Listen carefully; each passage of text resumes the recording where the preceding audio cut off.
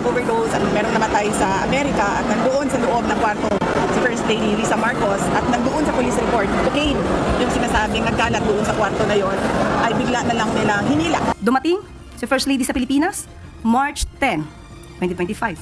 March 11 po, nang naaresto or dinala ang dating Pangulong Duterte sa ICC. Paano po ito maiko-correlate kay First Lady? Samantalang March 11, nandito na siya sa Pilipinas, kasama ang sinabi po nating mga representatives ng Girl Scouts of the Philippines. Ito po, ang sinabi ni VP Sara, ay walang paggalang sa pamunuan, sa organisasyon ng Girl Scouts of the Philippines. Pinapalabas niya na ang event na to ay hindi nangyari. So, tanong natin, dapat pa bang paniwalaan ang mga sinasabi ni Vice Presidente kung sa kanya naman pala nanggagaling ang mga fake news at disinformation na ito?